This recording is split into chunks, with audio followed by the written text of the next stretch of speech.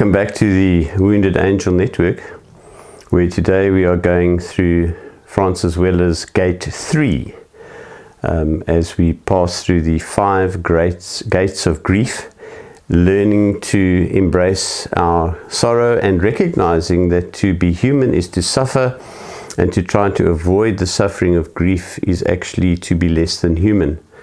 So if we look at the ancient cultures, they would grieve well, and in Africa particularly, where I live, there are many traditional grief cultures, and people grieve deeply and well, far better than we do in the West.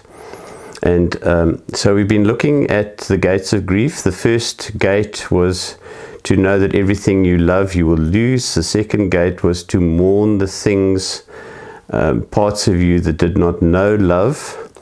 And today we are looking at the grief that comes from the sorrows of the world. We are part of a planetary system. More and more we are realizing that we are just another species in the life of this planet, and to live any other way as if we were somehow above it or transcendent or removed from it or in control of it is to set ourselves up for failure and for disillusionment. It's only by the sense of participation, what the ancients call the participation mystique, going back into the participation in the mysteriousness of the world, the mystery of being, that we become far more integrated and far more healthy, not only in terms of mental health, but in terms of our physical health as well. And so when we spoke about last week, we spoke about the sense of parts of our lives that did not know love, the parts of us that were bonsai'd off. Remember the bonsai image? We never got a chance to fully become who we are intended to be. The whole oak tree inside the acorn has been bonsai'd and cramped. As we now look from within outwards around the world to the spirit of life that is present in everything, life with a capital L, we mourn this reality that we've lost paradise and we can't go home again. We, as Milton puts it, it is paradise lost. And as Michael Bublé more recently saying, I want to go home. Please, I want to go home. But to be adult about it, we recognize you can never go home. You can't go back into your mother's womb where it was safe and nurturing. You can't even go back to the old hometown because it doesn't look the same as it says in the pop song. The old hometown isn't the same. Probably the old hometown might not even exist, or if it does, it's been so transformed that you wouldn't recognize it. So we can't go home. We can't go back to paradise because remember there's an angel with a flaming sword at the gate telling us we can't go in. And so we look around us at the world that we're in and the world that we have to live in now, and the world that we have to continue to move through and live and move and have our being in, and the world itself is sad. The world itself is sorrowing. We are mourning not only the losses of our own life and the limitations of our own lives, but we're actually mourning the fact that our whole planet is in deep, deep grief. One of the things, not only the fact that we've lost our innocence, that we no longer live in this unconscious perfection of paradise, that we're now in the conscious imperfection of everything that's wrong, is also the loss of innocence, but also now the loss of species and habitat around us. As we speak during this video, species will stop existing. Species that might have been alive for thousands of years, even millions of years, are going extinct. Now, scientists talk about what is an acceptable extinction rate, simply because everything that comes into being goes out of being, and so too with evolution.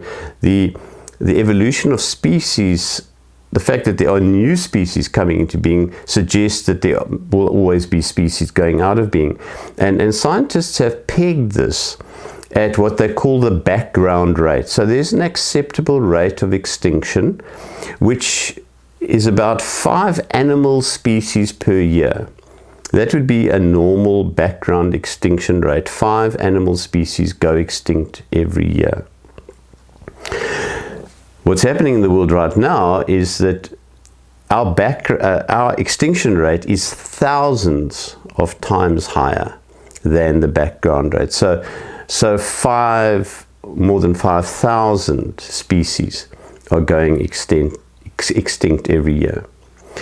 Plants have a slightly slower background rate simply because they grow and move and evolve more slowly. But plants are also going extinct at more than 350 times their background rate. So animals 1,000 times more accelerated extinction than the background rate. Plants 350 times the extinction background rate. We're in trouble. And a large part of the trouble that we as humans need to mourn is the fact that we are responsible for many of these extinctions. We are responsible for a lot of the deaths and the accelerated extinction rates on the planet. One of the movies that really has transformed me in the last couple of years, I happened upon by chance. A friend of mine, Tanisra, posted this on her Facebook page, and she referenced me to Albatross the film. And if you go to Albatross the film on Google, you will find a whole movie that you can either stream or download and share with your friends. It's open, it's offered to the community, it's completely open source in the common domain. It's a movie that was made by Chris Jordan and Manuel Maqueda, and it plays out on Midway Island. Midway Island is up in the North Pacific. I think it's 2,000 miles from any other land mass. And it has been for millennia used by the albatrosses, those magnificent huge sea creatures, sea birds, has been used as a breeding ground for them. I'm not going to show you the whole albatross movie. I'm just going to show you and insert here a 3-minute clip and invite you to watch this and notice the emotions that this little trailer for Albatross the film evokes.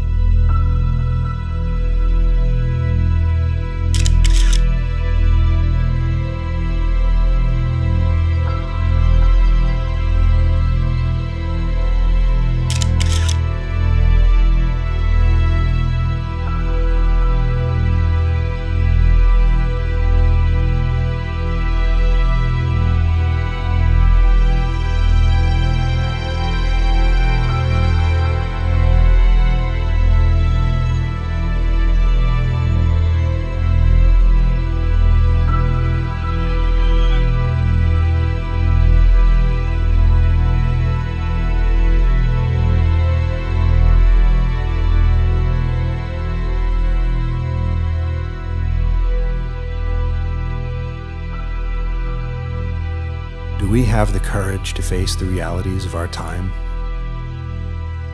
and allow ourselves to feel deeply enough that it transforms us and our future?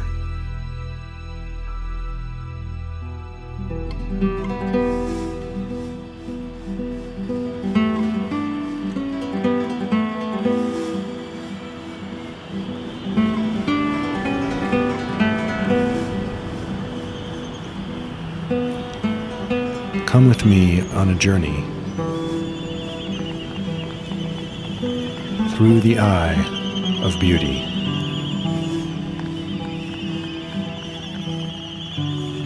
Across an ocean of grief.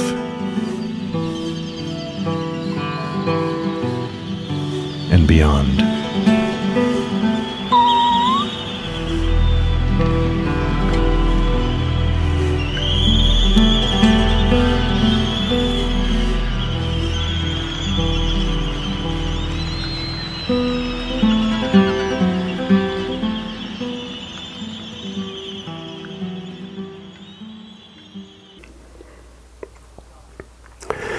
Now, I'm not sure what emotions are going through you right now as you watch that clip.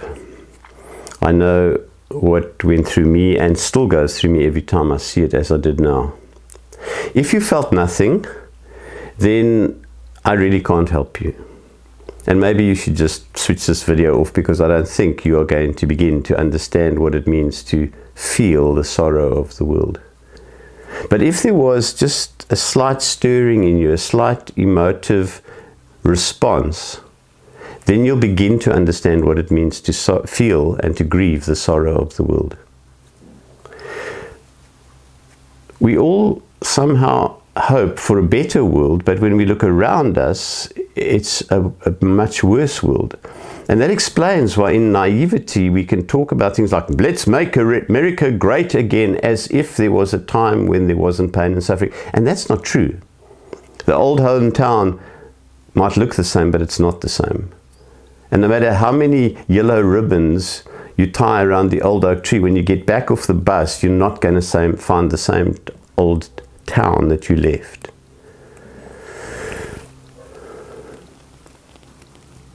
Because what we really are experiencing, when you look at the Albatross movie, when you talk about the world and the state it's in, we're experiencing in our deepest being a loss of hope in a better world. From time to time in history, there have always been the sense of everything is falling apart. Things fall apart, the center cannot hold. And at times like that, there have often been commentaries about the world falling apart.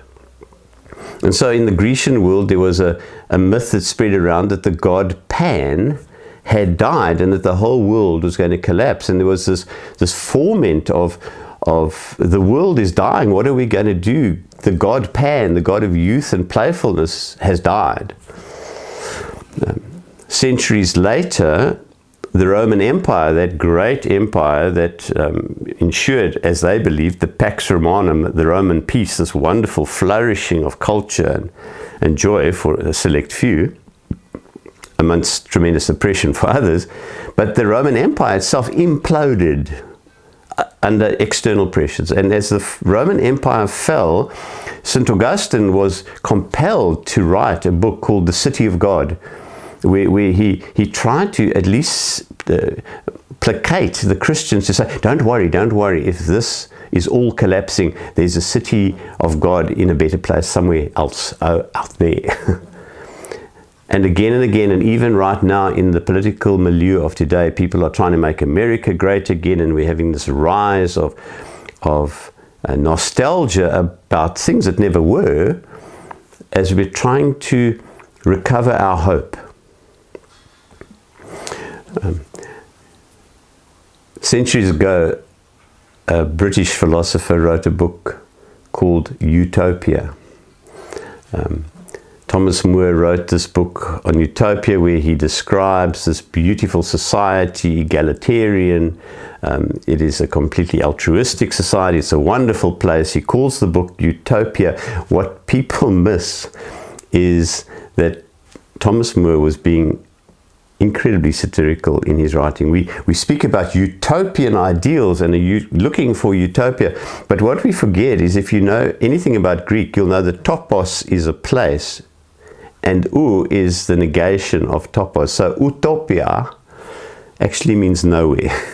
There's no place that is perfect.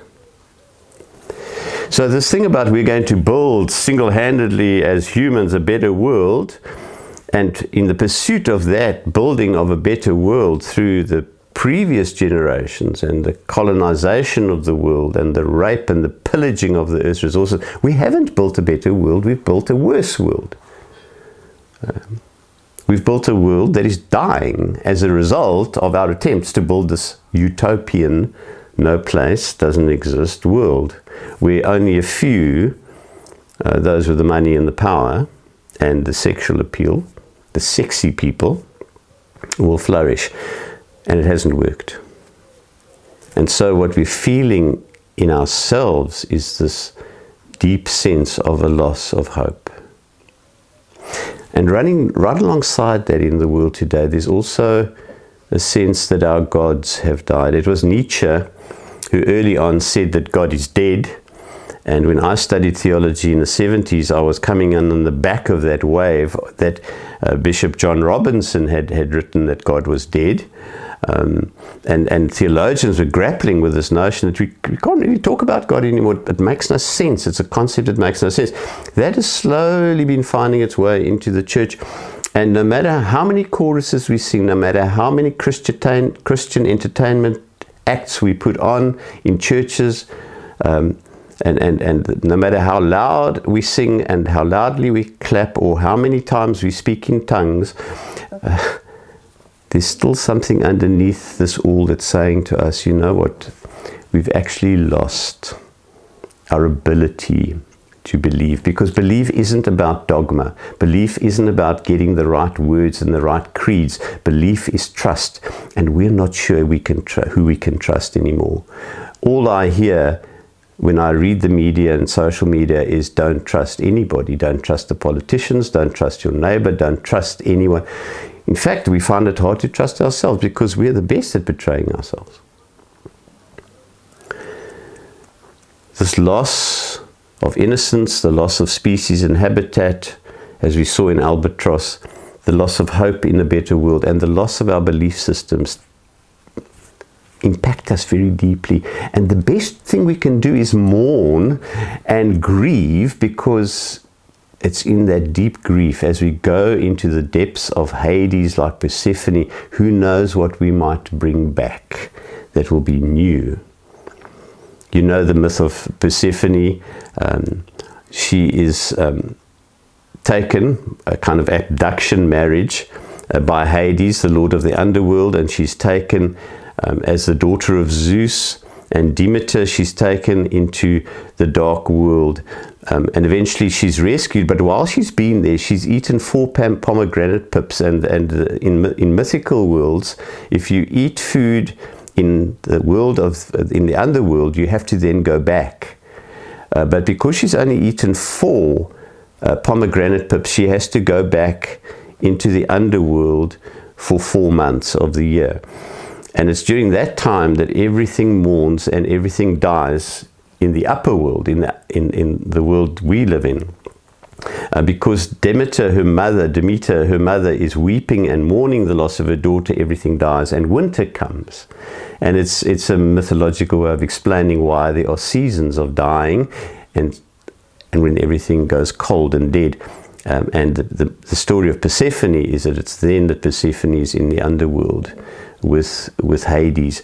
But there is always the sense that out of the underworld, when she returns, out of the darkness, the next season comes. And so to grieve with the world, to sorrow with the world, and to go into the underworld of this dark, deep sorrow of what we have done and are doing to the planet, out of that deep mourning, who knows what new spring may dawn. One of the saddest things that I attended in the last year was the closing of a monastery just outside of Port Elizabeth in a town called Grahamstown. I'd been associated with the monastery for many significant years of my life, and for a while I hadn't been in touch with them for about 10 years. But when I heard that the monastery was closing, I went to the closing ceremony, which was painful. Brother Daniel, the prior, Brother Daniel Ludik of the Order of the Holy Cross, led the closing Eucharist as this monastery was closed down.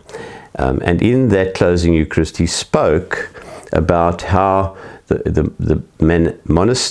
brothers had come to this country in the hope of growing a foundation of this Benedictine order, this American Benedictine order here.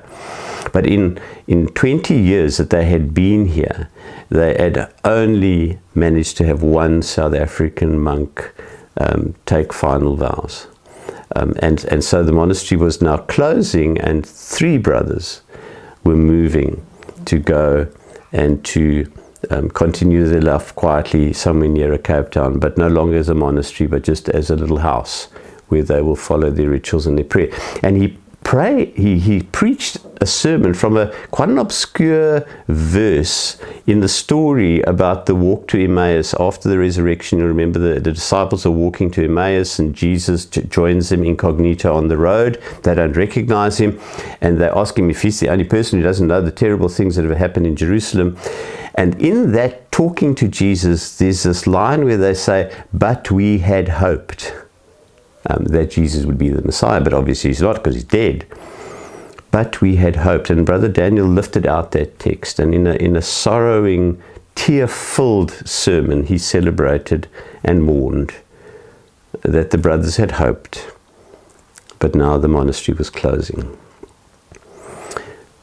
Let us take a moment to pause and go through gate number 3 and mourn that we had hoped for a better world than the world we have built, that we have believed and trusted in ideals and utopian idealism and systems of power that have not served everybody on the planet, and including our animal and plant brothers and sisters. The world is dying. The crisis is upon us. We had hoped, but maybe with this shaking of the foundations and our descent into the dark underworld of this dying planet, something new can come if our consciousness will only be raised through this grief. Because one has to ask the question, should one not just give it all up and commit suicide? I mean, Albert Camus has said that perhaps the only significant question one should ask is whether or not every morning you shouldn't commit suicide. So if you have no meaning in your life, and if there is absolutely nothing you can even hope for or dream of, then the only other option is suicide.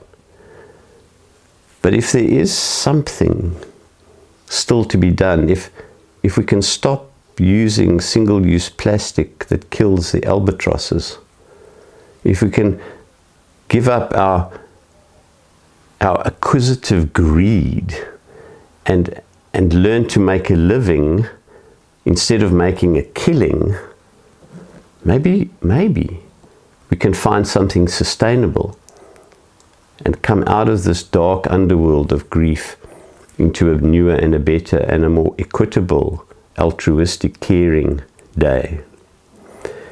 But first we have to grieve. First we have to go into the underworld to find a reason not to commit suicide, to wake up. I invite you to come through this gate. Let us mourn the sadness and sorrow of the world. Let us feel the pain of it. And then let us begin to dream of what will happen when a new spring will come and we are able to walk out of hell. Thank you for your attention.